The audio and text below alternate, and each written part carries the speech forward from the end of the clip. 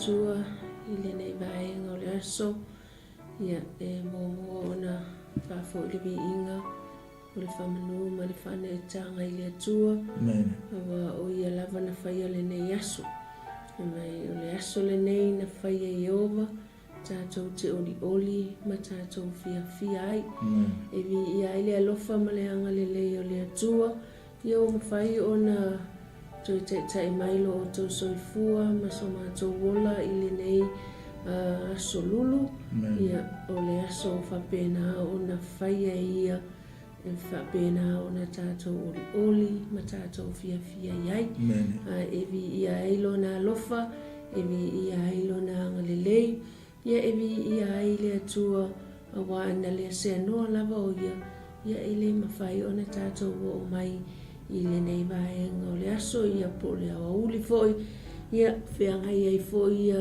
nisi whi au mga aluenga o whaiva matiute ia e mai se foi o le au o naina o le whaasoa ina o le upo le atua I lunga o le tātou wala leo nei o le Global Kingdom TV e whapena o na whatalo whatuai ma VAILOA ia tuai I le paia ma le mamalo Samoa na tau foi o lo whapena o na mafuta mai le nei taimi ia manisi foi whapena o na mafuta mai is taimi whapena o na mauai le avanoa nisi foi o whapena o na whatanga ina foi le polo kalame pole au nanga foi ma o martamai tono mau tamalawa tono lau tabale tono lau whaiwhainga luenga whai foi o nai te mai moa mai I lunga lo moenga ai tono whare mai ia le atua e iai lava le mafua anga o whapena o na e whaatanga ina ai le au nanga a le whaungangana o le malo Israelu ma tantonu o lo iai se mea o whapena o na mana o le atua e whaamanuia ai oe I le nei aso ia e VAILOA ai atua I la ma whaatalo whaatu le whaungangana o malo Israelu I le paia ma le mamalo Samoa I sunga I whawhiangainga mo tau whartua I ta mama tina matua o sinasina whapea fo I le paia ave ese o I la tau fo I o whapena o na mafuta mai I whatalo whaatu I le suafa mamalu suafa sisili ese I le suafa o Yesu Kiriso whatalo whaatu fo I ainga ma wo ia e me se foi o se tase fo mai nunga tātou wala leo ia whamanuia le atua I la wasi singa whamanuia foi le atua I la mai moa mai I le nei awa uli ia e whatalo whafo I sio ma ua e kalesia I le pa ia mana mamalu o sio ma ua e kalesia o whapena ona manuia lava o ma o whaiva ia ona o la o tau tapo inga ia e mai se o la o tau tatalo whatalo whafo I le CEO o le tātou wala leo nei sunga ia pasta mai ma le whatua ia Sara papele no fualo whatalo whafo I le sunga le whawhiangainga ia whireti ma le whatua ia tise I whapea le ainga le alofa tūnoa whatalo whatu fo I le nei vaenga le aso I le aunga lulue a le tātou wala leo nei I auna mawhartua o ta mama tina e o I whanau talavou ai la tau foi o lo whapena o na whaunga ina foi lunga le nei platform ia e mese lava foi o Wellingtone o le nuu o le atua o whapena na o atua I le au nanga a le tātou glopo e vi ia ai le atua whatalo whatua ia ma VAILOA ai atu I le suafa mamalo Yesu Kiriso whamalo le folau whamalo le whamalosi whamalo foi le ono sai I meo tutupu I le nei vaenga o le lalulangi o lo tatou iai e tutupu lava ia taua o whewaiwai inga hai mai e ala na tupu ia taua ma me I totonu o tatou loto I whare ona o mai o le loto mai leo le tala tuswai e te ele atua le tangata loto wha mawalunga e tatonu la I le nei awa uli ia o I tātou o le whanau o le tua tātou ona maua I tātou le loto maua lalo tātou te tali atua I mea o lo tutupu mai le tātou savalinga ma le tātou fōlaunga ma le nei foi vaenga le tau sanga o tātou ia e o lo whai mai o lo tātou au whatasi ma le atua o ia fo ina te tau wina o tātou taua ia e atalo whanā ma le whawheloa ia ma ua ma le tamā ia o le au nanga masani foi ia solulu I taimi whapenei ia taitono lo iai lava se vaenga o le mata upu I le nei aso ia e whapena o na tali ai le atua ma whamanuia ai le atua I lo loto ia e le I tuina atu le au na le atua mo le tātou mata upu I le nei au li ai o le au saunia se talo ia e tuina atu ai le au nanga le whangana o le malo Israelu ia me se foi o lo mai mua mai I le nei aso. Hallelujah. Glory, hallelujah, Jesus. E sili lava o e lo mātou atu. E mamao mamawalunga le mea lo a fio ai o e tama. E tomo le langi, ma le lalo langi lo mamalu, ma lo sili ese. Mātou whaftai a te o e tama, le nei vaenga le aso. O no lo walo fatu noa, ua tele lea mo I mātou. Ua lava lea, fo ilo walo fatu noa, mo I mātou o lau whana.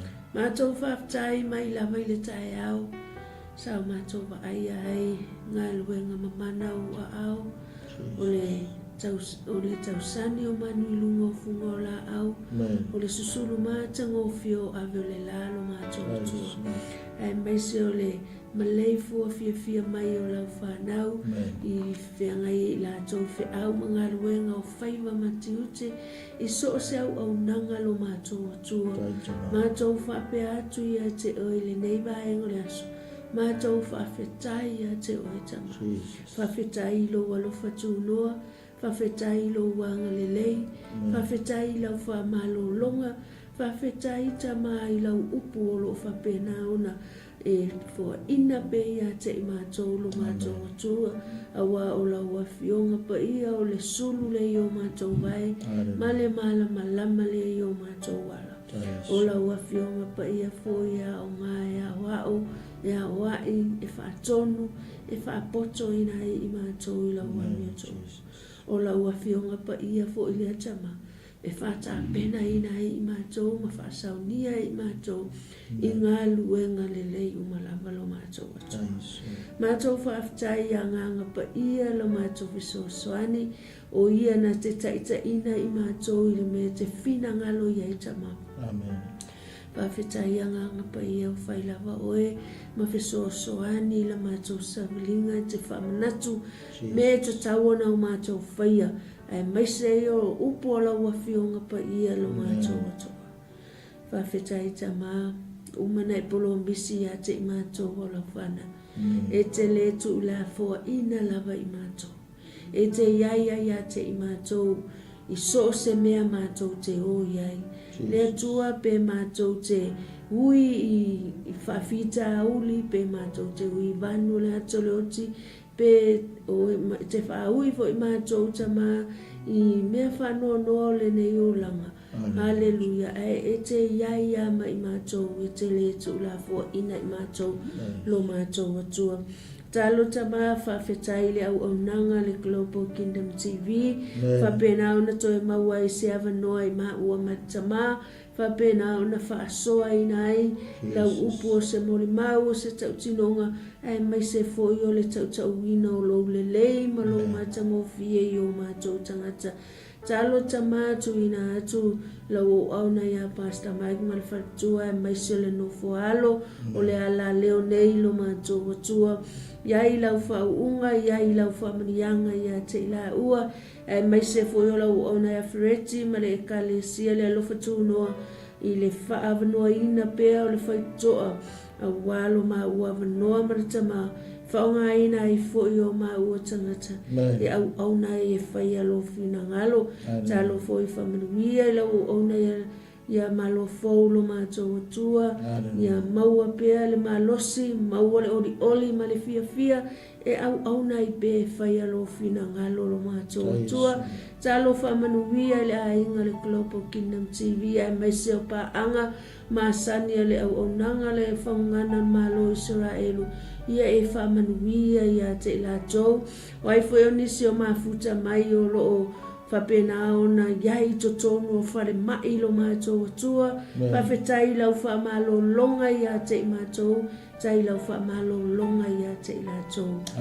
Awa o Yehova Rafe o le atua whamalo lo, o whalava e malo lo ai mātou. Talo tamai, mana tualo nu o Israelu ia iai lau whamanianga, iai lau leonga i tama whanau o so mātou nei tunu o tamau. Iai lau leonga ma lau puipuinga i au pā Jerusalema, e mai se foi o lau whamanianga ia te 𝚜𝚘𝚎 tama. Talo foi whamanianga so mātou atunu o Samoa, e mai se ai o nenei atunu o mātou nonofo e tama. Iai lau leonga ma lau puipuinga. Talo tu ina atu le porkalame lo mātou atua le amataina, o ngā totonu se o wholo na whai wina. Talo tama o ai e fōu mai lungo le tātou wala leo, i le nei o uli ia iai lau whamanianga ia te ia, mai se fōi o le paanga masani le nei porkalame, ia e whamanuia ia te 𝚜𝚘𝚎. Talo tama whamangalo ni o mātou whale tonu, i le mana o lo toto Yesu Kiriso whamanuia mai o e tama, fōi ia te o le vi inga. Haleluia, talo foi tama mana tua ile nei vaenga le aso. Mātou whanau o whapena o na whaasauni atu i lātou, nisi foi o whianga i masu enga ile nei vai aso ma le nei aso tama. Talo nganga pa ia whai o e mau lātou sosoani. Whamanatu ia te i lātou mea na sa ili mata pena i tama. Haleluia, ia iai lau whamanianga ia te i lātou malama. Iai lo wanga le lei tama, fo iai ia te oele bi inga, o le whamanu ma le whane e tanga. Amen, amen, haleluia. Ia le atu ina atu lo le tama, ia kora ona le tua, ia mo le tātou mata upu. Haleluia. Yesu amate. Ia le tua nei, tūnau le auli, ia newa umana whawhiloa ia tūtina ma ofa atu porkalame, o le whaungangana o le malo Israelu, ia o le porkalame no na tōsifuma le ono le nei, ia evi ia ile li i nei i tūna ma le nei aso, malo lava le whamalosi, malo lon sai, malo fo'i le whatotoa, malo le whaparepale, whaftai fo'i au na le atua, ia sa amata mai le tai au, ia me se fo'i o au na ia fiu, mai sa mo ma le porkalame mata mo fie, ia vi ia le li i whaftai fo'i nei vai aso, ia mai tau mai ma le tutoa ma le manino, whaftai le lava i le sunga i 𝚘𝚙𝚢𝚅 ma le CEO o le tatua onga, le ia ma lama Kape Bible College, ia le sunga ia Dr. Reverend Benjamin Williams, ma le whaletua le CEO ia Semotu, ia ma le porkalame ia le ngata fuina le sunga i 𝚘𝚙𝚢𝚅, ia ma le whaia vangalia mai Amerika, ia le fisosoani mai fo tātou ala leo, ia vi ia le li, ia whaaftaitele lava o no avanoa, ia e whapena fo i o na saa mai ai le atu pona, ia to i ina manai no mātua, ia e ua mātua i le tara le leia Yesu, ia e whapena lava o na whaafowina pele malosi, le whaaunga ma le mana o le poto ma le ata mai, o na o lo tu a toa pero la tu taimi, ia me se foi o nato mea lofa ina fa a upenga ina ele tua ia wa le tala ina ma fa lau tire ina o fe au le malo e me se foi o fa so ina fa tala le ina ia me se o pure anga ale malo e so ni mai e o ma o mai tato uma lava ia le chai au e vi ia le tua ele i o tato porkalame so ina o le whaungangana o le malo Israelu nei tai au tatu tusi whaitaunga wailunga ia e vi ia le li leo tatu au ria mai le masina lo na sfumantasio nei tausanga malo lava whamalosi i ia ile tua a silsilangi e tusi whaitau ia nganga o le valu ona fuai upu mo na whainga tupu e lusi fulfepu mo o le valu ia ai nei tai awa ele i o tatou le upu o le atua o le polas na umai e le nganga o le atua se au whaapea o te whai le tina o le a ia whana wina se mea fau ia ai o foi nei le tai au ia ai toi whamanatu mai foi le nganga pa i o le atua ia te au ai whai tau atu tusi ma vavai atu tusi o le whai le maha malosi na le valu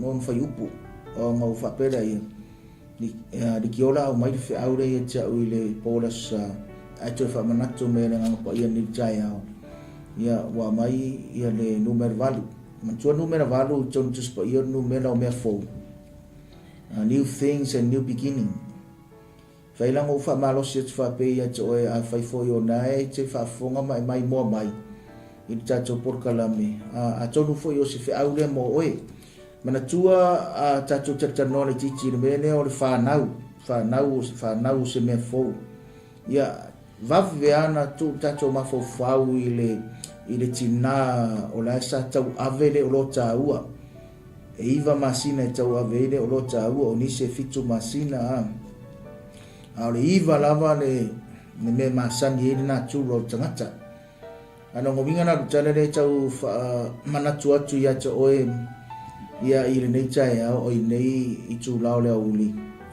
o le whanau mai o se mea fau e le whape te ia whanau mai le pepe se i tūlo o le mea mua lava i le vāla o le ungali i e masani e po ia o onga whaare ungali i o te mna e VAILOA tia te oe ma whamanatu tia te oe le nei tai au ma le nei aso o whamanatu mai le ngangpa i o le atua o le tamaloa ma le whawhine po o le tane ma le awa o le tamā ma le tina o lo iai uma whamani anga i tangata e lua manatua la le o onga lava i le vaenga lea o le tamā lava ia o le kiva o le tina o le receiver ai po le afu ia le kiva ai ala se receiver e le se whamani anga i se pepe fo ai po le afu ia le receiver ai le se kiva e le fu se whamani anga i se pepe fo o lono winga atu mai le tu whale nganga a wai te lele a wa onga i le vao whaunga li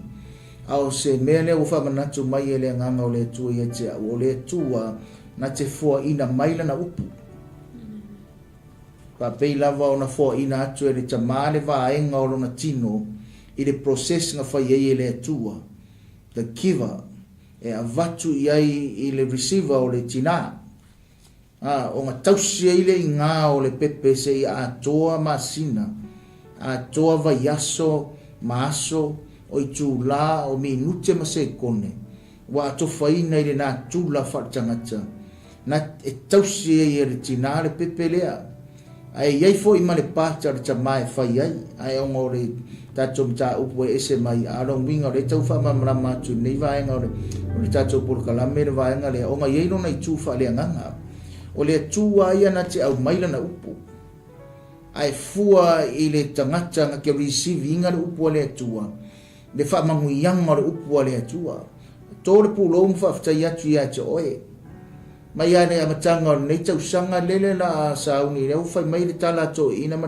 wha sa mo leo pe wa ite whanua lalo wa sina foi de ngadu ai sea wa o le masina ngei masina fofa au ma tau sanga ia makanga me ngi kau sanga sa e to anga mai lava tato porkalame to anga tato ala leo e to anga e whanongo longo le upo le atua kana ngoi ia nei tau sanga wa rawa umala tau sanga alo winga lo tala le fai atu o lea wa pe ua o vatu ma le iva masina o vatu le upo le atua ma e tausia le upo le atua ma fafanga le upo le atua ia ma e fisosoani peia o le tina i le tausinga o le pepele o i tutono o lona manawa se i tulo fa pe na le pa o le upo le atua i tutono o le ele o le loto o le tangata i nei fai ona wha nau le mea fau le ufa i loa mai e le atua ia te au le nei vai aso fai foi la o ele te iai ele fai ngo fie le process le i le tamama tina especially the mothers ono le tina po le vaenga le e fa ingoina fa di wina pe o le vaenga le o le kalesia la le atua iai oe iai au o le tangata ua whaolaina o le tangata ua tu ina aturo na loto i le lii o le au na le atua pe ngō ta ua suafa ngai tatou tamā fai fe au tulou sunga i fe ngai ngam fo mai whaao o e kalesia o mea lofa i lima o le whai vangalia sa malanga mai le whaunga le aonga le nawa wiki enu tōna i atu. O i la tōla nei o lo ngalue ina pele upo le atua o lo la tō fia mana tua a whanau tina i tono se pepe i tono se a inga e fia uma le nungali e fia uma e fia le vaai atu i le manuia o le tangata fou o le manuia ngā atu mai foi la le wha lea nganga e tātou te fia i le upo le atua tātou te tausia le upo le atua o te mna e whailoi atu o i le tele o teimi sa tau ave mai ai e le fai ngo fia le tina pa pe ngale kalesia te lo taimi e po de ale manuia le upo le atua e le fai ngo fia ngā ruenga le atua te lo taimi ai fa fonga mai sira mai moa mai le tai au tatou porkalame a fai o oio le tangata o le atua lo tau silotu ma o lo ngā ruenga le atua in whatever ministry and whatever calling e le fai ngo fia apostles, prophets, evangelists, pastors and teachers. Maso ka ngaka lava fai musika kai ki a kongo o o le lava tso inga tanga duwe nga le tua e le fai ngofi. Although e ui lava i le fai ngofi. Pe chai o le upu mana wenga o le manuia. O le fa manguyanga le mera alfa manguyanga ele peong o fayak pun mea wa mai ni tu lao tatou porkalame a macha tatou porkalame ele fingo fie fa ngau mai o se me fou ele fingo fie a fai foi o e ui finga tanga e taimi sa uni e umma lo finga tanga e ui a kuroi manguia nanga fai mai le tala o tu ato finga tanga o lo iai le tu o manuia le tu e ona le upu ai o le fautuanga na ni tai au ma nei tu lao le so au le yo ta tu le upo le tu to anga le upo le tu to anga fa nga lue le upo le tu to no o ma au foi ni a veta to nga tanga tango fa no longo fa mai da apostolo o Jacopo fai ta to tanga fa no longo ma fai ta to tanga e to anga fa tino le upo le tu to anga fai le upo le tu langa o le kero kaimi aka ko fa no longo ngi maka ko fa pukuma fa menene no chala lis professor fa me e unga fa pe ngi yo ka ko ulu tu lowa ai mi miki ka ko vai why ai sa o kele information ai le ise ngar wen ngai fai al mema ngai ai o tatu to anga la vai fa no longo ma tau siro pole tu maka ko anga fa anga yo ile upo le tu ka ko anga fanga solo le upo le tua pole alo kinga inga le ale tua ina oe o le ale itangia oe e le whaingo fie le whanga o mai o le me fau le pe a whai tātou te ngā ruenga le tua but a whai e mauti noa lava by faith and surely 150% I will challenge you I will encourage you a whai ki o mo sa i ngā ruenga le tua e wha ngau wa le me fau new things will happen na ka ko porkalame i le ngai tai au le tatou tusi fai tau o le whaunga ngana mai o le malo Israelu le na tatou vava ai au mea tau ala vangai a le sauni tina e fai tau ia tusi pa ia le tai au a nei tu la le uli a tatou fa maungia pe fai tau tusi pa ia e fa pea se fa au tu wina le whaunga ngana le malo Israelu nei aso e faa wau pea o na tau wai leo langa nei. E faa wau pea o na tau wai leo langa nei, vai lei. O oe mau po le ale ma walunga, o le ale ma tau tia, o le ale ma tau tia o le faa unga o le tangata, o le ale ma tau tia, o le tele o na fai longa, o le tele o na poto ma na ta mai, o le ale tele o na oa, o le aise mea ma ti vai, le ai se sio tatou ele o ui ni taua A fai foi ngai te ui le taua o le mai, that is your battle. That is your war. You are fighting that disease. Ma lo le tau. O lau taua nga. A fai ngai ke iai le taua foi lele o le lava o le fasoa. That is your field. That is your battle. Tau pea langa lai sila mai le atua. Lai a ngai mai le atua. Lai a ngai atu le atua ia te oe. A fai o ngai ke iai lava le pero o le vao o e marchama. O sai nanga le o lau pero nga. A fai o le vao o matua mawhanau. Keep on fighting that battle. Nanga ia ngai mai le atua, ngai atu le atua ia te oe. And so many other battles. Ala sauni tina o le mere o le wha wau o taua. O meia e tolu le la ukango e vai fai puia e valu. O le atatu tiro le tangata ingo ia yo apo. Umang kako kiro le tangata o 𝚟𝚑𝚍𝚎. Kako kiro le ia isi tangata to toa ngao o Israelu. Ngai kau mai fai upu ngai piko lava ilalo. Pea maka kue fai po e wha po le lima ngai le valu. O ingane tau me tangata reo se pekai o ele hana mai ona tana. Ala fai tau tinane e foi upu mua fa mo.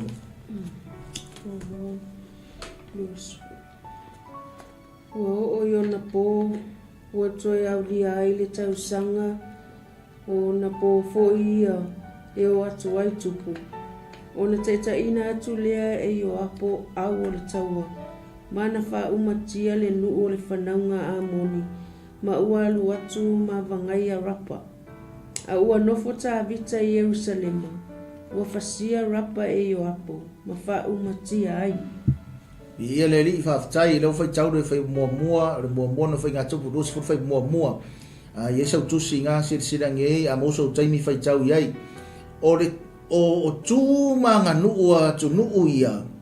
Pei o le whai mai i le whai mua, o iona pō, ua toe au lia ai le tausanga. Toe lia le tausanga whai mai o na pō fo i lea e o atu ai tupu, ma tai ina... O atu ai leo yo apo. Ngai ka umai ai o apo mga au vaenga mua nga ne te tau whapatala atu ia te oe. E wha wau pe on tau whai mai o tu ia o le lano langi. O le taimi o le tau marulu o le winter. E le kaude se kau e kau winga pe e kau ma study. E le telling tau e tau pe le aifo ia se kau e kau winga i le vaenga na aisea na ngai marulu ma se ko e kenenga kimu. E re ia se taua e whai e taimi ngā ka ke oa whai mua. A ua toe o lai le taimi ua mawai kua i le winter. Wa koe o i le kaimine ngā ua a koe a makai o ngā koe o tupu i taua. Ma toe o i a taitai o taua. Mare au tau e o i taua. Nena e ka umai e tangata reo i o apo. Ne ngā ruro i apo wa avere au tau a whe mai le tara tu spai whe mua o 𝚟𝚑𝚍𝚎 wa ngofo o ia Jerusalema. Nena nau tana noa tua i le vaenga rea nangore whaunga ngana o le malo Israelu le nei tai au e wha au wau pēna taua. A iei le wha le tonu e iei i whe mua lea. O ngā watara taime o ai i a tupu i taua na ngaire i umalei mai le ia i le whasa moa ina o le vaenga lea. A ngā lawa wo kei. A le rau kango e whasosongi a te oe. O le taimi lea e o ai tupu i taua o tai o taua ma le au tau e o i taua. A ua umange ua kāra kaimi o le kaua. A ua alunga i o apo ma le au kau. A ua le alu 𝚟𝚑𝚍𝚎 ua ngofo i Jerusalema. Le whai mei tara tu spaia. O i la e whamanatu mai a tātou. I le polokalame re whaunga ngana o le malo Israelu. Ke le whale tonu, o le tupo 𝚟𝚑𝚍𝚎. Inga ua ngofo ai le alu e tau le taua. Inga ua ngofo ai whakoko ngā ironga wala uinga. Inga ua ngofo inga ai kuringa sko inga o yo apo mare au kau. Ke le i whale tonu. Pai kango e whai tau le lei. I le mōmor Samuel, lua Samuel whasoro me inga. I le tara anga o 𝚟𝚑𝚍𝚎. Inga ringa se e ko inga. Ngā ringa se e tupu. Se tupu ngā mata mai se tupu ilanga wa ai. Maka mai se tupu inga ua mana o rito o lua. ia ngai o ero nei o amaka mai au getting worse. A o le fi au I mo tatou e whamanatu o tia oe ma o mai tatou umarava. E iei le taimi e o tatou le ngaru lue, e iei taimi o pe wa malo lo, wa relax ka kou, we have a rest. Ai a ka whamena whamanatu a tatou le be careful ai de kaimi ngā e kau ke trifta I makako se se ai pe o ngā se tupu. Langa le whamatala mai wale alu tā vita I le awa nofo o I Yerusalema. Pe aka koe vavai e maksuasu e whaungana na malo Israelu whamanatu mai ai o le so kangare matpi kangare mo tātou whamanatu o e te oe mau tangata o lea tua e te mi tātou te malo lo ai pe o relax ka ko mawhauwhau aka ko le careful ai ngā pe o whai ako e rvasu kia ngai marvasu o tua atu e ka kauravon ka ko mau mai e tātou matahala tātou te talo ma tātou tu mau pea inga ia mawhai o ma alert pea ka ko mawhauwhau. Inga ia awangi ka ko se ese ma le mo le ala. Awangi ka ko se ese ma le whingaro le atua. La ngai wha awawan tau taua. Ei le maro loa I pea. Nena se whaitaura tina whai koe lua whamamone. Ua abe tā vita le pale alii. O lo la tau tupu na ilo na au. VAILOA ina ua fuatia ua iai le tālene o auro. Ua iai fo I maa tāua. Ua whae e ina I le ao tā vita. Ua au mai a fo e ia o vete o le aia matua tele. Ia le li. O le taua lea le amatanga o le taua lea wa e sila ngei le. Se whaitaua tortinare le urutala whamore mone. O le whaatafuna ina o le nuo a moni. Ma le fasinga o 𝚟𝚑𝚍𝚘. Ia le li. O le wha wau mai lava na taupu sumaraiva. Nenga o whamatala atua le vaso kia ngei. Wha wau mai taupu sumaraiva le taua le ma amoni. Mantua amoni o le kure o Jordan. Ia masuria le piko I lunga. A le na o wha wau mai le taua o amoni ma wha solo ngei lalo I Filistia. Le wha wau war taua. Mankuang kau akur kaua I e whiosoi mai lunga. E o aku ia au tau I lunga ai whiosoi e kulalo. Me konga au kupur kei mingei. O taimi foi le tusia I le whai mai taimi o taua, taimi o tausanga, kai ngei. Mea vai peongo foi aku e wha wau an tau taua, ngā mata mai ra matanga o tau taua, e anwaku ase I longa e umare o rangi wha umakaua, wha umare tau ina o taua. In fact, o le whai mai tara tuspa ia tusia le. Tani e numar tusia le wha ringa, e le taua muri le whai mai isi o taua rong tolu, o le taua ngā le wha pea, o le taua ngā ia maketo, pa wha mea o le taua muri ngā, o le ngarulangi. Se whanga ngāna wa uma ne soifuanga ni nei, ngai ke soifua ma o wola ai ni nei o langa whakua uma kaua. Whakua se wha ngā o whaato mai e le atua ni mānawa, ma toi a mia e le atua leona o le tangata, o ma pi lima leo tātou lima, ma whaasasa o tātou tino ai, o tō le tono se pusa e ofi le I tātou, I ona ave role I se whanua tanu e tū I lalo, ai kongi e losa. Ia ma whai e se pese muri ma tāna muri mo, oi mau mi tātou, whakua uma ka ko kaua. I le wha wau wari taua ma amoni ma taua ma Filistia. Lea la, o toi whai tau mai antina, whai poe lua wha moroso kwa mai. Ua ave tā vita le pale alii, o lola tau tupu na ilo na au.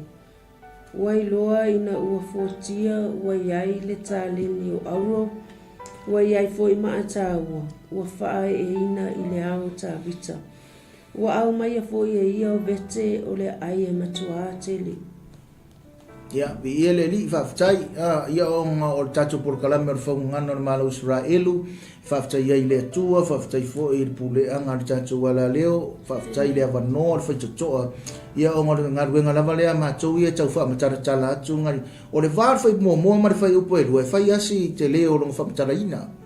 Man kua rengo kong whamakala aku rengo 𝚘𝚙𝚎 nga ke le longa se alau mua le tai au leo yoapo be ngo whako tai au leo yoapo male na utau yoapo le tama seria man tua la o tai au leo o whaftai le tua e mai isi whi au mo oe mau mai tatou lava nga ngofo ar kupu ai ngā luar tai au e le wha tali ia yoapo I le tupu a lewa iloa e yoapo wo o taimi e tau wang sau kau sau markupu kau ke o A le vana le fai upu le vai le ye ngango makala me ye fai mai o nga avele cha vicha ole pale o le pulo au o le tupu o le nuu le nga mua ye o le ala ua manu malo fai mai nga mangu malo ale nuu o le tue le chai au mane au chau ai le te le se mangu malo ye se anga le watu cha vicha le tupu ele manu malo lo le nuu o Israel po le tūre i nalo iuta i le taua maamoni mea nang fai mai tara le tuspa i nang fai taua tortina o le winga o le vaenga le fia i loa atu ma le whaungangana o le malo Israel o le ato toanga o le manu malo o le ngāru lue whaatas o le ato toanga o le manu malo o le ngāru lue whaatas mana tua i o le tala i le tuspa i o le history o Israel me kau fa mau mai ko kongu i tara tuspa ia o oron na o ia o fa tas tangata ta vita al me fa ta ia i vaenga mo na vale o tatu tara no ai vai nga ngofo ta vita i o Yerusalema ai sau fa po lua o so sa o le manu malo le o manu malo a to ai Israel o ai no ku po le mo o le pe me wa ava ese mai no longa pale tupu ma va ese mai fua ko lo ye ta linia rio ma le ma ta ua ngo minga wa va ese mai le mamalu wa va ese mai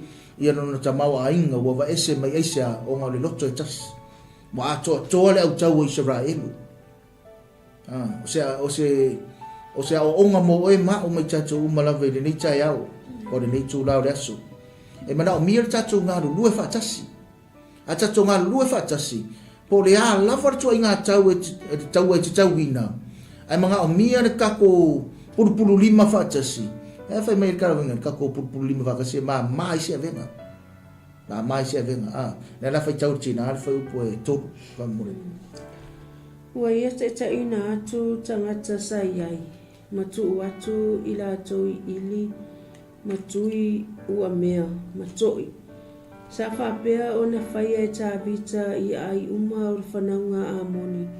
O na foi atu leo tāwita ma le nuu uma i Yerusalema. Ia le li, Baba ia i le mitau tia o le tangata lea o Yoapo.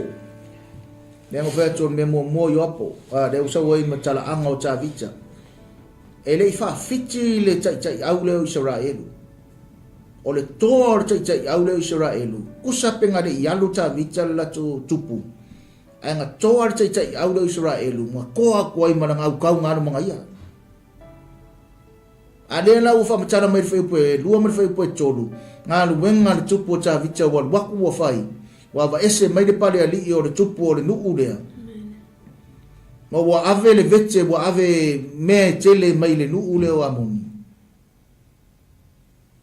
ale ngata nga wa ave matangata o le nuu e fai manato wa wauna o vatu ia vaenga ye nenga fa fai tau atu e tina le fai upa tolu o mea tau o ili ma tui ma toi fai ere ngā ruenga tau ma iei o ngāo le iei le vatu iei e fai manato wa wauna no winga na le tala le tau fai atu wa o atu ta vita i le taua wa a mata i o apo ma le tu taua ma le au tau le taua ngā ruatu lo ta vita a toa lo ma le taua wa mafai ai o mafai mea uma ia i nguu ia ngafai mauna tau fili o le ato wanga la o le manu malo o le tangata i taua wa pe ngofe aku o le mta upu le ngia so le whau ngana o le malo Israel o le wha wau pe o tau taua a o tau le taua ma wha wau taua ma kako ke mangu malo le taua ma ato toa le manu malo i lau taua ma lau taua pe a kako ngalue whakas se fai tau lar fai upo e whawha wana mone. Ua mawaele nei mea, o na tau ai lea i ka sera o le taua ma Filistia. O aso lava ia na fasia ai e sepe kai o le sa o sapa o so le whanau a rafa. Ua whaato i la loina i la atou. ka o mai ka ngau se pekai le tauana le o si mai I o le tana ke mingi po amoni o si mai wo lalo le ku lalo I Filistia na usa we tanga mo mo le tolu muri ngau o toa ngau Israel ka le o se pekai wa si le taua I lalo I Filistia wa ko a maka le taua I Filistia le o kasa ngar mingi yang o fa yatuai se fe tau fai poe lima va mo o tau le tau ma Filistia o ne fasia lea Eleana lea tadi o ya ira o laime le uso ko liata le kata o le fuata o lona tau ua pei se la au fa alava o le langa ie le o tau mai I le si toa o Israelu o Eleana ni o tau le o fa matala mai fa upo fa o le tau ala o Filistia o le fasia lea ia fa mo le uso ko liata o le si toa nga o Filistia ana fa tau tina le si fa upo nga so tuai o tau fo le tau ai kata sai ai tangata mo walunga o na tama I lima ma tama I vai ua tai ono e lua se fulu ma le fa o ia foi o le atali o le 𝚟𝚑𝚍𝚎 le tau mai I o le si tangata toa malosi le ma tau tia le tau mai I le vaenga le se fa tau fa po fitu ma fa po va ua faia e ia o Israelu o na fasia ile ia te ia I ona tana le atali o sema o le uso ta vita o I lato ia o le whanau a le 𝚟𝚑𝚍 I kata na fasia I lato e ta vita maana au auna ia vi ia le tua o le fai mua ngai o le fai po e vadu o le mo tau mai ia vaenga muri le pengo fai po e fa lima ono fitu ma le valu wa uma le tangata yo apo I fai mua ma le lua sau le ia o ta vita I fai po e lua de vai ngor fai po e lua tolu ma tolu le usau I le fai po e fa solo me fai o le lima wa tau mai toa ia o isi toa ia o Israel o toa ia Israel o tolu tai en se po tangata pengi sau ai tangata maululunga na fa umatia e toa ia o Israel ai o le wingo le tala le tau fai atu le fonga ngana o le malo Israel o le chai au e fa wau peo na tau o tatou tau sa moa mane sila mai moa mai le chai au fa wau peo o le memo mua o le tangata toa o le tangata chai au lua o le tupu o le chai o le malo tolu o isi toa o le malo wangaru lue fatasi fai upui e valu wangaru lue fatasi le tupu mana tai au ma toa o Israelu ma au o Israelu fa mele I o le fai upui e valu lenga fai tau tina fai mai oi la tau ia o le whanaua 𝚟𝚑𝚍𝚎 kata na fasia I la tau e ta vita maana au auna o le mea le whamanatu mai a oe whamanatu mai a te au I le nei aso I tatou porkalame e whaawau peo na tau taua ai mana o mia le tatou ngāru lue whaatasi le tau wina o le taua aisea wa a kako ngāru lue whaatasi kako mangu mālola I e peo whai mai o le whai upo e vadu whai mai le whai unga na ngore whai mai o na fasia lea o na fasia I la tau e ta vita maana au auna ma lafa arfa I upurunga e ka o mai ia tātou o le taua le anga whea ngai ma tā vita ma tai au ma tō Israelu ma le au taua Israelu wa mangu ma lo le taua e whai ngō whape atu ia te oe le nei aso le tātou porkalame o le whaunga ngana o le ma lo Israelu a tu mai e ngei ia tātou o oe ma o le tangata e wha wau pea ma tau tātou taua e I lofo I nei tae au po nei aso po le ase taua o lo whea ngai pea I nei tae au pa nei aso nei tūlau le aso o lo whea ngai pea ma oe o lo tau pea ma oe te I loe o le mene o le mea fo I lele o le mai tasinga taua pe ngo fai atu e o me foi lele o le ita kasinga kaua e o me ne o le lefa maongi kasinga kaua e o le pepelo kasinga kaua e o le mene le va o e marisi tangata kasinga kaua atu brai fai loia tu o le nei tai au o le atu mai le tu fa le nganga ya tatu atatu tawina le taua ile taua ile tino o le mafofau o le loto maleanganga e tatu te mana o mia lava ia le tatu tutu fa tasi ile tawina o le taua tatu te manu malo ai tatu te manu malo ai ia au fa ine o tatu fa vai au fa ine o tatu fa tarale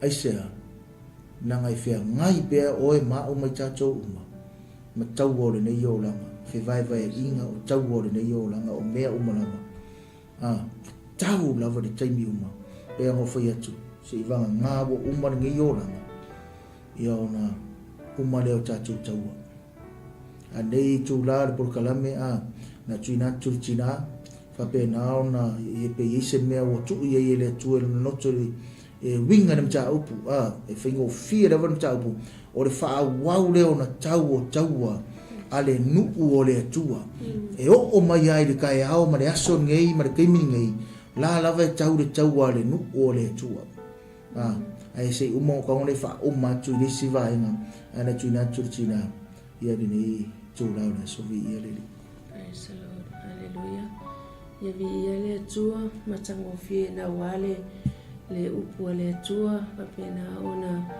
foi na foi le au na ile nei au uli o le upu lava ia le tua lo papena ona lue ina pe na au na lo tato palolo o alu le tato mata upu ile nei aso manuia lava lo to ile upu pe ona ta uale tama auale tau ona falungolungu wa ole taimi nei o lo matua inga lu e lava le upu ale atua o lo telefo ia ila to fo i o lo fa pena ona fa so ina le upu ale atua ai o se mela o ta fia uia i le tato ta upu awane tau o lo fa longo i le upu ale atua ai le pe ona ta o tanga le tu sina le Yakupo ne tau me awole tau ole whalongolongo ia ana ia ile ana ile upu le tua le taime whalongo ai ina ia whapena ona ta office ale ta upu le nei o le pena ta ua ile tele o taua kaua la popoa taua feololo kama i kaua fm ole taua au ta pena mai la mai le nei so le mta upu fo i por kalam a mai la le maule le fm God resist the pride men me fa pe mai la nga maua le pride o mai mafu mai le loto me la nga venga de kele lava ia taua i ngai kaimi o tato ia fa mai e te ele atua i le tangata fa mawalunga e ala onga tupu taua onga e mafua mai le fa mawalunga o le loto fa mawalunga mafofau ai ta pena mai lava fa kuletua fa tai e fungane so se vai nga lava so se me tato te e tato te langona ina lava tato te whaalongo ina le leo o nganga pa ia tamwhai moli atu ia te oe moli mai te peila ona mana ia i le tato mta upu ai o alu le mta upu ta mai i le nea oli ai o mai se me fa pe loto e le mafai ona ato toa le fungale pe taua o le watato ia i taimi muli o le makua i ke le lavo taua e te ala mai tau le tai au taua luma taua tua kaua au kafa ai o le manei ia la o le iai o le atua le iai o le atua ia te oe ia te au i le kaimi e ke kauinga i le taua langa whai mai ele o le tau e le atua pau ale mea o le tātou tuu i le atua ai peona iai le tātou mata upu ina ua wai atu ia le tupu ele mawhai ona ato atua le tauina o le taua i le ingo le atua i le nuu o le atua o ngā fwoi lai iai le tangata e sili atua o le tangata le maana malama i le tauina o le taua le loa lai iai le atua mai la ina ua iai tāwita whaatasi ma le nuu o le atua peona ona tā ua meo le loto e tasi e ngā lulu e whaatasi ai ia ingi skaimi tātou te whapea ai o whaiwhi au e le halu ai o le peona mana ia te au le moto le tala e masa ni ono o whalongo ai tonu o le taimi o wa o ngale amu tuspa ia le ia malamalama so se whaiwhi au pole ala walo tō whinga e whemei e ke pauale le tangata e te ala tūtonu o whale aunga o oi o le tamaititi aunga ai pēla ona mana ia le mata upu i le nei aso e loa o oi o le atalii ma le awhawhine o le atua e te loa e tauina whaatasi ma le atua e manuia lau taua pe a whai tātou te tuu umai le atua pe a whai tātou te lafoa i le atua nanga whai mai a tau e le atua tātou taua e manuia pe ona iai fo ilanga o le tupu nei o tāwita o le tupu na tupu mō le atua haleluia o le tupu na tupu mō le atua haleluia mea na pe inistangata a whai tau iai i tala ango tāwita whapea ia lea fo inga sala tāwita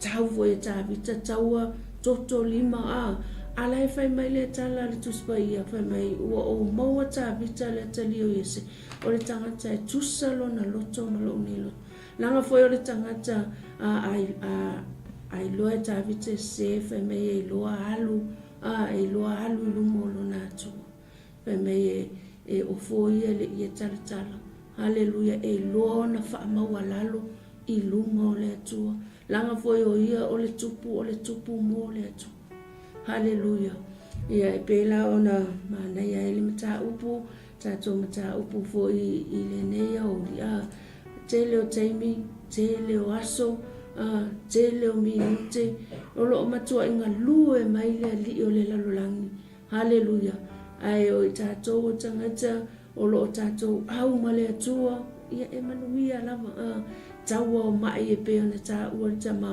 ia ta pena mai fo i le porkalame tama whai fo oso mariti ngā o le ulu oso mariti ai wa e loa le lei te tango ai ai o whalava lava Yesu e te loa lava e ke loa whai le taua e ke loa tali atu i taua o le nei o langa taua o le tino e tau wawe mai kako ke le kau whale tino e tātou te tau whale anganga awa o e mau o le atalii a whawhine whale anganga le atua haleluia wa uma fo ina tu ina mai ia te tātou wa upenga ha upenga na e tau mai ai i le feso na e ono pamen o lo whapena ona tau mai ai ia o tō ofu i ofu tau ato toa mai le atua awa o le tātou tau ai le whaletino awa e tau whaletino nei ke whaia inga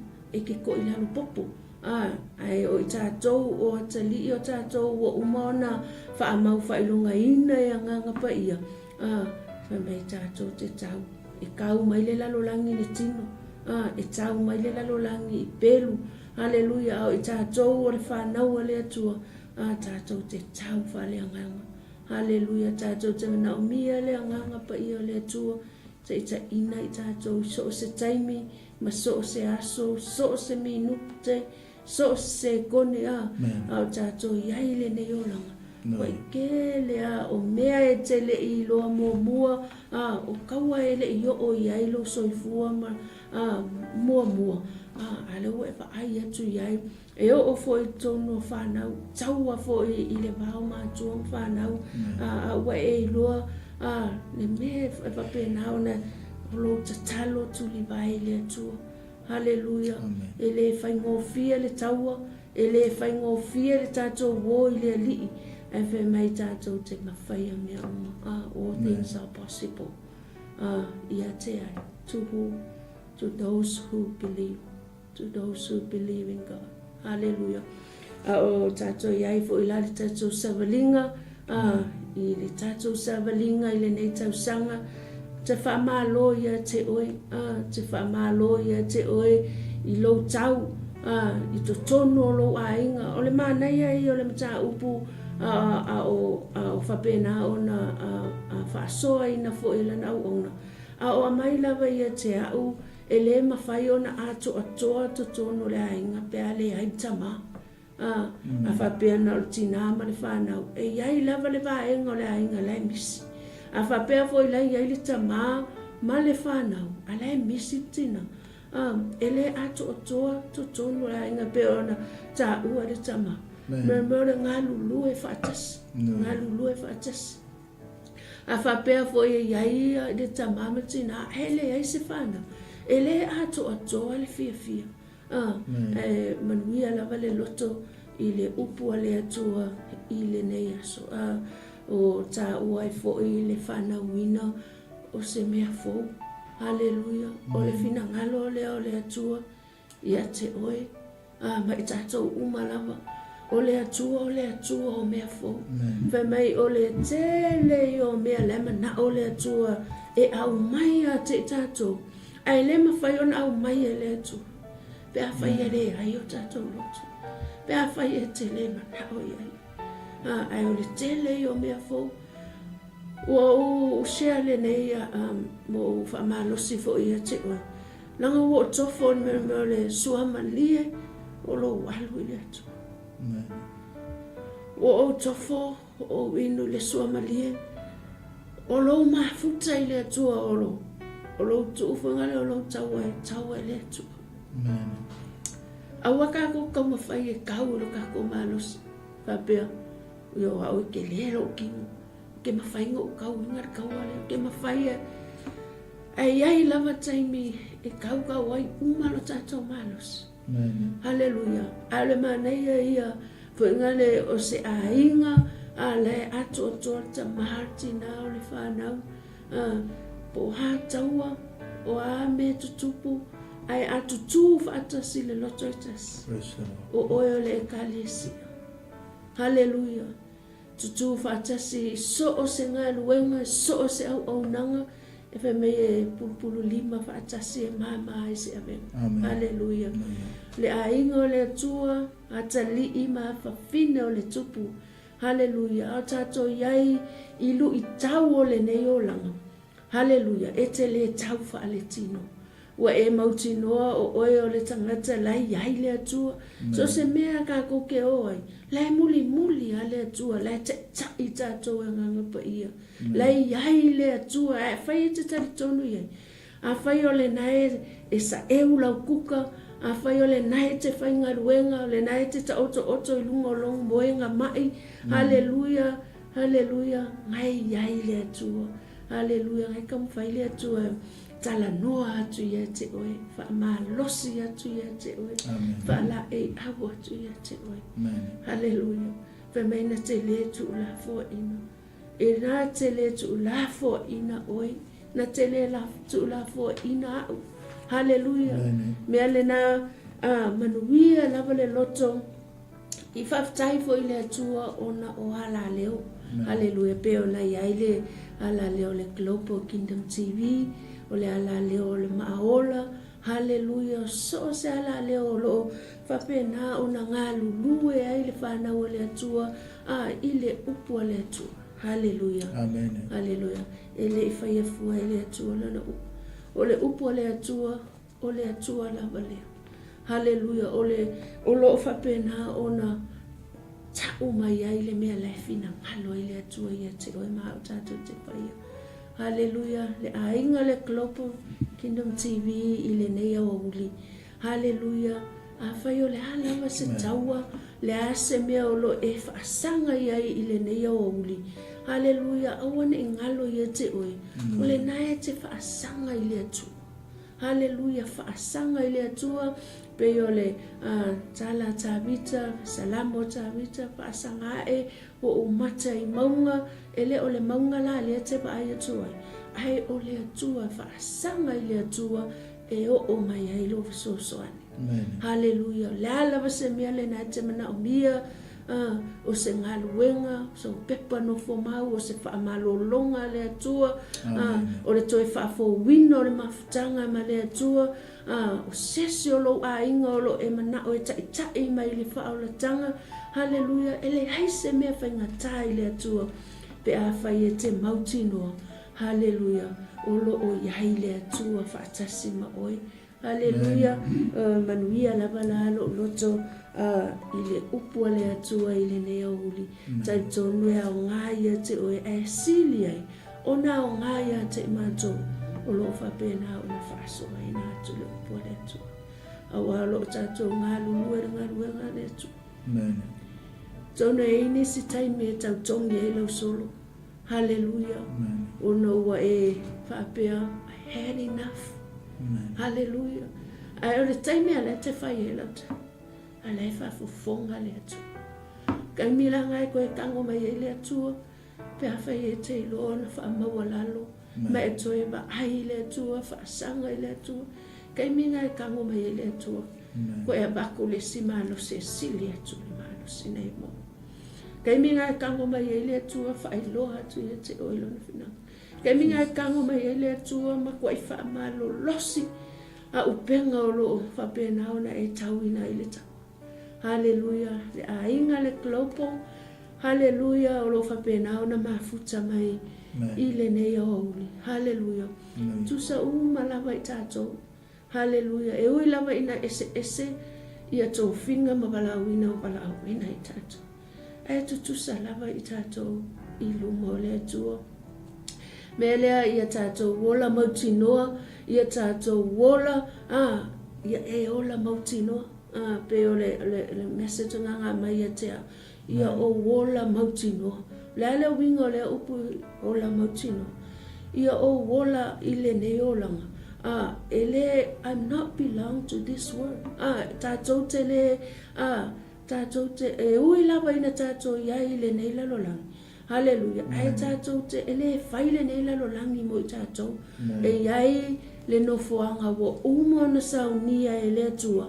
O tātou ngā lulue la ma whai uma lava mea i le neolanga. Ia e mautinoa. Hallelujah. Ia e o i le ola e whaapapau. Ia tātou wola mautinoa. O mai e toia fio mai Yesu. Tātou te o uma i le wala aua i le atua. Ma le nofoanga o saunia i le atua. Hallelujah. Tau whale anganga. Hallelujah. E tauina ni taua. Ia te oile oli ma le fia. Hallelujah. Wa whai mai o le aso lava le nei. Wa whaia le alii. Ia te tātou o lana whanau. Ia tātou oli ma fia iai. O le fia o le vaila a whai mai o le kīlea. Hallelujah. Ia te oi nei le fia. Hallelujah. O alava mea e pau atu i o tafa. O alava mea e whaasanga iai oi le nei aso. Hallelujah. Ala e te maua le fia mai le atua. Hallelujah. E te manu malo ina lama. Hallelujah. Pe te aluatu lunga le awala. Ai kipi ang e sesi lau tā vale. Hallelujah. E ke fia lava oi le li e sea. Awa o le e te iloa mai mautinoa. Hallelujah. O oi o le ateli o le atua. O oi o le afapini o le atua. Hallelujah. Tu upea tangata o le nei lalolangi. Tu upea taua o le nei lalolangi. Hallelujah. Ia tātou wola mautinoa. Hallelujah. E tātou ngā lulu e mautinoa. Hallelujah. E iai le tau. Whai mai o lau o au nanga. Le lava se mea le nai te whaia le ngā ruenga le li. Pe amana ia o e tangata. Hallelujah. Ai whai mai ele ai se me pungisa ele ba ai ele atua i te. Pela te ngalu ele iloa mai tangata. Ala sila mai le atua. There's another battle. Ngale ngalue. Tutono ngalue ngale atua. O mai a o eni langona fo ngale fiu ke ngalue. Ai le o mana ia o tangata. Hallelujah. Ke lo ba ai aku i se manguia. Ngalue pea. Hallelujah. Your labor is not in vain.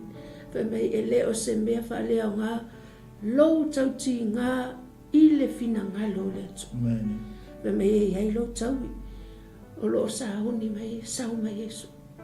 Mai o le taui la nga mai ele pe nga mai ele la lo lang o le manguia nga ma ke maua e koe moa. Mai o le manuia la sa honi mai Yesu. Mai te fia i lava oli e o le o lai whaamavau. Bele au e ngalue se vaenga ngalue ngale atua. Hallelujah. Ngalue totono whaliwhai ngalue ngai peona ta ua lau ona le atua. Ava mai o le si pero le ata tono no le whaamahoni. Le whaamahoni. So skaimia ka kia rua whangaruanga. Le atua i a maia se whaamahoni. Nanga reile upo le atua ava mai i e whaamahoni mea iti. Ia, ko fia leo e te pule. I me tele. O wingo se me titi ai ke whaamaongia. Pe me o ngaia mai e lo tau. E fua mai lo tau i le me kiki ke ngalue a whai le te ngalue a le te ola ina le ola whaamaoni. Hallelujah. E ai le taimi e a vea ai oe ma pule sili. A vea ai oe ma whaife au. A veai oe ma apostolo, a veai oe ma fai evangelia, hallelujah. Wa mai your promotion is from God, is from above. Pea e loa ngalue, pea e ngalue mautinoa, hallelujah. Ia ilu tātou taui o umana saunia le tua, tātou iai fo i le neo langa le tu mau, ma le nei lalo langi, hallelujah, le tele o whawhita uli, hallelujah. E tau whalongo atua, tau umai lo malosi, hallelujah. Mai tala le Isaiah fasfulu, vai upu mai, au he whatari tali ai o, hallelujah. E toi whafo wina lo lato malosi, hallelujah. Praise the Lord. Fai o es tangata whaatari na te whaatari le li whaatari ia whapena ona e toi whafowina mai ele atua lo maus a wātou whinga a wale wala a wina ia a wafo i ngā luenga o lo o tātou ngā lulu ai ia o se whamalo sina e tu sai mai fo i mare tātou mata upu e o manuia lava lo loto, hallelujah. Tama e mana o mia e tina mari whanau, hallelujah, lau 𝚟𝚑𝚎𝗓𝗔𝗓𝗓, hallelujah, tina e mana o mia e tama, hallelujah, Jesus. E mana o mia e tama ma whana. Tātou o tina e tūno a inga, hallelujah, e mana o mia le tātou whautuanga, e mana o mia e tātou, hallelujah, e o fo i whanau, e mana o mia e whanau, tātou mātua, hallelujah. Whapena o na tātou tau whaatas, mai ia tātou mautinoa, hallelujah, o lo o iai pea le atua, mai tātou, e o ai le whapavau. Ia o se upuna foi, toi whaupopo a toi foi e tusai male, ma tā upu foi e peona, talanoa ina e lana auna i le nei o uli, ia te tonu o lo ngā lue le anganga pa i o le atua, o lo iai fo i le anganga pa i o le atua whaatasi mai tātou, mai o ia lo whai ma tātou whisosoani. He is our helper, e whapena o na whisosoani, ia te tātou i le te lo taimi, ia whamanuia mai le atua, i le ainga pele le Global Kingdom TV, tātou no o mafuta mai se tasi o iai lawa se mea o whapena o na manao ai, e whaia e le atua, a whaifo le na e te mafuta mai o ele i te le i whiwhilia Yesu e a bea maa li i mawhaaola i lo soifua haleluia, o te tau atu ia te oe, haleluia, e whaia e le atua ia te oe, se mea fou e pe ona tala noa lau ona le atua, ia se mea whaafānau mai e le atua ia te oe, pe a whai e te talia ina Iesu, e a pea mali i mawhaola, haleluia, o ia o le whaola o le nei ala leo, haleluia, o ia o le tātou leo mamoe sili a mai o ia o le ala,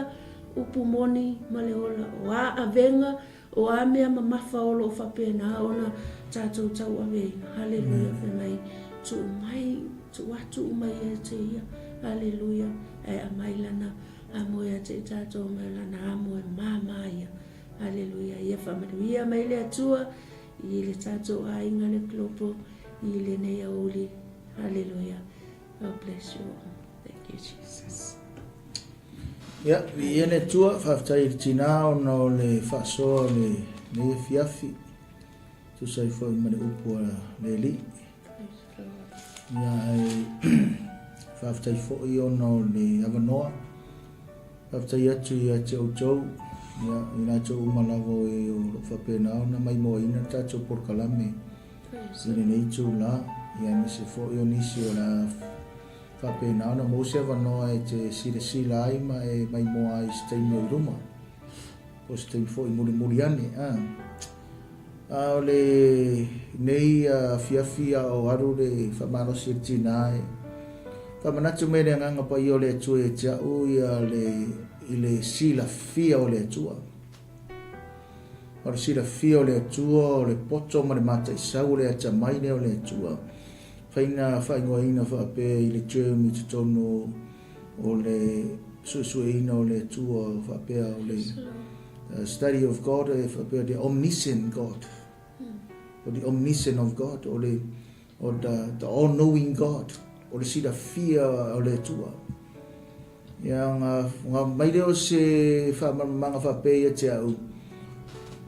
O le sila fia le o le atua e te tau ai o ngā maua e oe ma maua e au le poto ma le ata mai ma le iloa. Ni e tātou iloa ai o lo soifua pea le atua, o lo ngā lue pea le atua, o le atua foi o ia o lo whapena ona whisosoa ni mai a tātou. Soani a tia to oe mao mai tātou umalava. A whai mai la i ora vai ngalonga lua, whai mai never question God. Aua nglavangi tātou whisilingia le atua le tātou te au na iai. Ma le vaenga muli whai mai o le we are overcomers. We are victorious people. We are winners. Oe o le tangata manu malo, o le tangata manu malo. Nanga winga na o le mene o mai e ingi upo e tolu, whamanatu mai e ngang pa i o le atua, o alu tana tina, whai mai, a e sila fia ma o wiloa le atua, o lo sila fia e le atua mea umalava, e lema whai ai o na tātou whaasea, ma tātou whisiringia, le alofo le atua ia te oe mao mai tātou umalava, e ui lava o ngā whea ngai pēa i tātou mataua i aso o tātou soifua mleona. Ai mai era ia mare upu whapea o oe ma o tangata manu malo, ai lei loa lo manu malo, pe a whaikako ke whiwhi le mū pēa i taimi uma e au noa mani taua. Victory will only come if we win the fight. Or if we win our battles. E iai le kaimi e alu a taua uma. Ai rea koe whaasanga mai foi ma koe anga i mai ngisi kaua. Ai whai mai la whaapea i le neiri a fiafi whaapea mai pasta. I am very sorry o lo fi le mūr mako a inga. Le ai masi kaua e kasi o mako kauinga. Ngau whakula ia ia te oe. Maybe e se le paneta ngai ke soifua mai ola ai. Angai ai kama koe ngofoi lalo e o ia mātou ngai whiwhi au. E o ia mākou ngai au ngau kangaka o le atua. Le iloa pe ke le aku mako kaua i kou kaua ngaka loku. A ka ko umma ka ko ki kauinga ni tau wala ngore olanga ngai. Ere ke fai mana apostolo Paulo. A walo macho nei taua. Ere fa de kingo la. Ere o le winga o tana fa pe ma ko ke o kau fo inga I kau o kingo. Ere se kau fo le macho le kau a e se me le taua ngai taua o chou. Na ngai tusa le ia le pa nge ka mar so ifuanga mar laulangi ngai ke so ifua mar pa nge ka mar laulangi le o ke ola. Tusa le yo falongonga mo falongonga. Tusa le lang. Ai pe o nga fai atu le 𝚟𝚑𝚙𝚢𝚘𝚒 fa mai. Kau ke bava ai pe le atua. E mau me ka ko so soangi. But we still fight our battles. I have called pulong fa malo atu ya oi. Ilo lava papale ma lo lava on sai. Ele tawina o lau taua. O isi o lako health fala tau taua. Taua mare mai tu mau o tino. But look at you. You're still alive. Why? Because o lei ai le tua ma oe le le tua mau. Fa mena I o le vaenga le fa mai o tangata o ta vita. Ka koe foi ka kusfai kau e kusa I mani tatou taimi o fa umane o tatou porkalame. O le tangata o ta vita. Se I vanga ngā waru ka vika I le kaua. Fa kua mangu malo. Ai a ngofo ka vika pe ngofo aku. Ke re fare ko ngofo ko inga man ngofo ko. A ngā alu lo ka vika le kaua. Kua mangu malo. E te manu malo mo manu malo sa mo mara sira mai mo mai pe a fai ka ko ke o kau le kaua pe a fai ta pa fai inga ko kaua. If we have wars and battles, we will surely win our battles. We will surely become overcomers, victorious or victoriously. Why? Pa fai ka ko ke o tau le tau marka ko mauki ngoa. Or ka ko kaua, ka kongi kirisiango, e le whare tino. No winga ngā upo e le whare tino. Kau ke le kau wai kau marikingo, kau whare tino. Kau I le mawhauwhau, kau I le malosi, kau I le iloa, o le whaari o le poko, whaari le akamai, o le whaari o le kamau a inga, ke le popole le mea ngā, ke le wako apo o le fiafe, uma. Ai ere fare kingo ka ko kaua e fare nganga e fare nganga ta to taua o isi nga poa I le fa mo kwa langa fa pe uma malo ko na kere ko langa turo ko nga me winga nga ka le fa ko ere fare tino ta to taua ere fa pe fo nga na ko ka fare nganga e fare nganga ka ko upenga e fare nganga ta to taua le kaua oe mar kaua o fa le nganga ele fa moea ele mafia fio te tusi se kuro ele fa moea e tele o me au mai o nga ku ele ina do fa le nganga ai ali I mar fa kingo ka ke fiu fo ia nganga ke fiu nganga langa sira fia ele tu me uma lava and then God has his own way of revealing things. Nanga VAILOA le tua me lilo, VAILOA le tua me na tia. E ali mai ia I kele o mea. Alo winga ngaru tala. Kasi ngā pero e tau 𝚟𝚙𝚎 Tau 𝚟𝚙𝚎 ngai vai kau. O le tau I le whaamaoni ma le whaamaoni. O le amio tonu ma le amio tonu. O le alofa ma le alofa. O le file mu ma le file mu. O le mea ngaru winga ngaru porkalame le tūra au atu. A le whaunga ngana o le malo Israelu le jaiau. Ma le nei tu aso.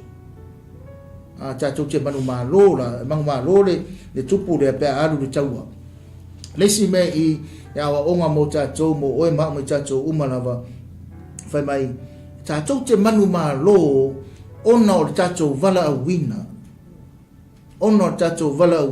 we are winners or overcomers or victorious people because of our calling ma le kako vala winga ka ke man tatu manu malo ka ko vala winga anga le ai se vala au ya oe le ai se vala au ya va vai le fa mong yang au tala pe fa ile sila mai o se au na le tua ki nga ke le fa fika au le fa ta e ke rua sa va vali ai le fa au manon fa le tua pere e le se o ki ai ke mangumalo ono tato valawina angale ai dar ka ko valawinga yo mo revo ka ko fapengi ka ko le ai ke mangumalo tato valawina luon me ale tolu fa me ale ka ko mangumalo pe aka ko long fa to ilano tato fili aka kuangena ya yo apo I o le toa always go first. A warrior will always go first. Why? Because if I am a warrior. I am a toa. I am a leader. I will always go first.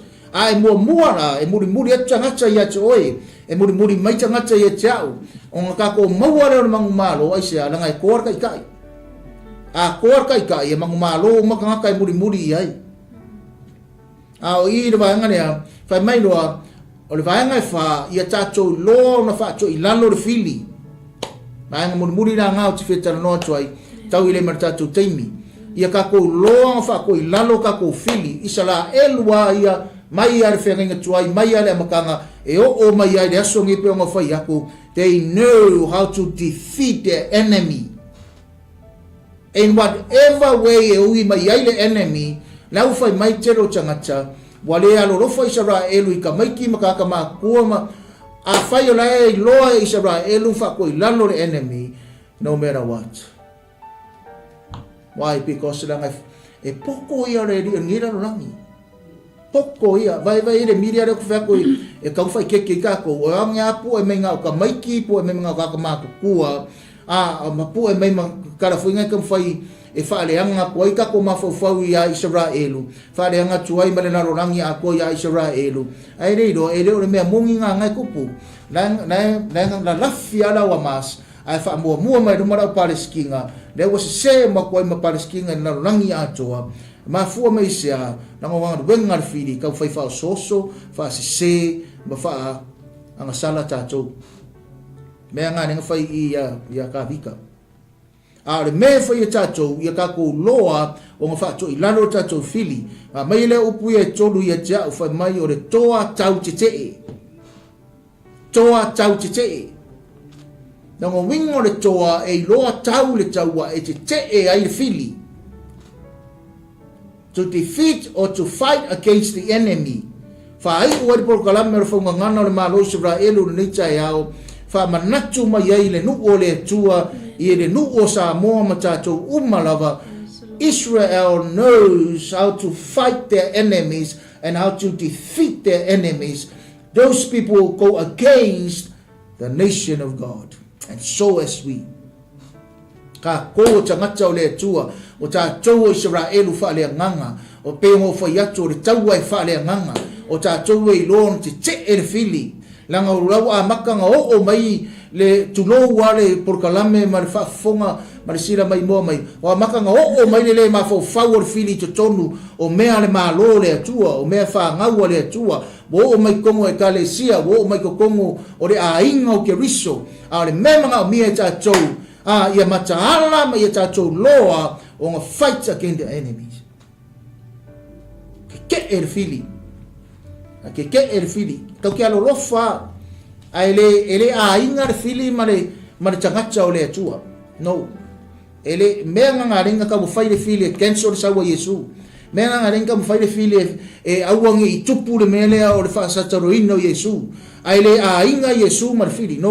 No, ele a inga le nganga martino ne ai e ui anka ko ia le tino ngei pe nga fa tu stara tina metal tu spaia ele o ka ko un kanga ka kingo ka ke ngofo kingo ka ko mana malama o ka ko o tanga fa le nganga I am a spiritual person o au tanga fa le nganga ele a inga le pongisa ma mala malama ele a inga le leiman le anga ele a inga for fa na wale tu ma fili au ka ko ke fia fusfusi fili na ngai uma no ka fusfusi fili lu dor fili akamai ai fia ya i fia ka ko ko ke no la ko nga me mo o ma u taiminga e alu dor fili walu mangumalo walu wa champingi u kisusum lele solo ku ku ingan langi alu mar pare aulo mar pingi aulo ai wangelo o wange o le lo ngasi se kuai ai walei roses e unga koe la vea koe ma tina ma whaanga e unga koe la vea koe ma ngisi tangata i po leido aisea langa foi koe koe ilano koe ilano but know how to fight against our enemy. My people, our viewers, ia e lo fa tu ilano fili awangi sawa ko fili ya we awangi sawa tu fili ya we peo toa ia ngo ka ua ko yo apo ta vita makama ia go ala ko rofa ko ilalo fili pay for your mu ore tu ke mingi so as you and I ia ka ko rofa ko ilalo fili kana ko foi kia kana ho kia a o loa fai se fainga fa ko ilalo i fili a fai a o la ua kaua ia o le tulo ua a le la fa mo makuru po kalame a fai o la ua taua ia o le aikele ia ai loa kasi nga kaua o le aikele ia i loa fai mai loa mangava it's enough whatever i whatever a o loa la kaua o le maka moe fia moe pa ye se kuia i lunga kuia i lunga au che ai halu e fai se fe au aru fai fe au ka mama lo kinga ale a warenga fe au fe ko fale ngale vai pe fe au ar ko fe au fai vili a chama patina e ise me ke lua finangalo alornga o se tene ke vili ko ai lo fe au fa pe mai de fa fai asan fa fai tora de ai ke ia wa ku ro ku fa pe nga pe wale se me ke e lo fatu le to ia to le pe au fa wau taua au ka ku ka mangmalo ka ke mangmalo ka ko pe ka ko ka winga per taua mai ka ko roki ke e fili ne ko fo ia le matanga mai o le fa tafuna e ina o le nuu o aboni ia male taua le male nuu le po le fasinga o sarafa o lalo filistia ia ka ko lo pe me nga le nga due ya Israel ke mingi do fa ko ila lo da wa mas o ngisi a mas o malo fio so ya ku pingi uma mai mangu ma lo nu ole tua fa nga nga ma lo Israel e manu ma lo nu ole tua ke we fa pe mai pa au ke le la ka nga ya Israel de e ala ngo au ya Israel da nga ita ko pi kanga ya Israel o ka ko Israel fa de nga e ke mangu ma lo o che manu ma lo ya cha chu chu ya ka wa nga ki ka winga au ke musuai au foi que fa pe anga iloa nele e mara malam mau male tu i me anga ki ka winga e isi kai me alau dai le tua ia me e o lo sei fo maka ko olanga ia ka ko iloa i pe le tua le isi kai me mau ai o e ma ule mai ia ka ko iloa vala au le tua yo va rafa le tua fa malo lo mai me nga sa ma Yesu e malo lo mai e isi kai me ka o ka ko ro vala au le tua ka ko lola ia ka ko mangmaro ka ko eloi e do ka ko malosi e do fita e do malosi ale nganga ole tu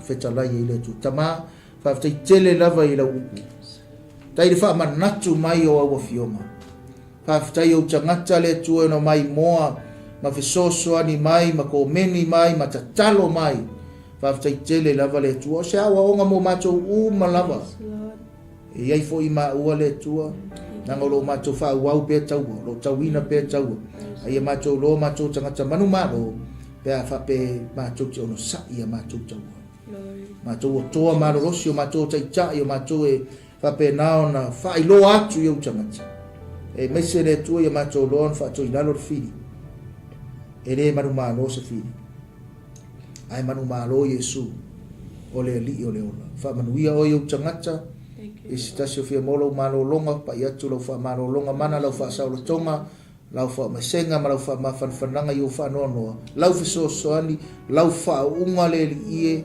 poto male chamai tari atu so se mana onga lava le tua ia lo fa ngia no fio so soani o chama fa ma ngalo fo yo macho changa se upu se alo fa ngia lo ona freti ma frito ya tise ma no fo alo bai so le kale sia nei le ie le lo ftu noa ia lo fangia na fio pasta Mike Masara ma fanau mai se follow ona le ia le tunu le tua ma vala wina ia lo fangia ona mo ngaso lo mai le ala leo nei so ani lo mana tu mau de fa uma tu mau de fa linga tu mau le poto le ata mai lo fangia le ase mana onga le ala leo tali fa adi lo fio fa manuia oe ia utangata na matou iai le Polokalame nei aso whamanuia se o matou atu nuu pele i Samoa whamanuia lau nuu o Israelu whamanuia i matou umalawa lau o whainga luenga ia lo whangia o matou wa inga o ekalesia wo mai masani Pātai tele tama ia vi ia o e whāwavau nei aso. Amen. Amen. Ya, lo fatele atu le tua ia te oe nei tu la ia manuia tele o la sanga umalawa toe nei aso manuia foi Polokalame le tatu ala leo toe ia ngata nei aso nei vai aso fa manuia tele atu le tua ia te oe awa ni ngalo ia te oe a toa te te ia le toa e tau e te te e fili fa manuia tele atu le tua. God bless. Shalom, shalom.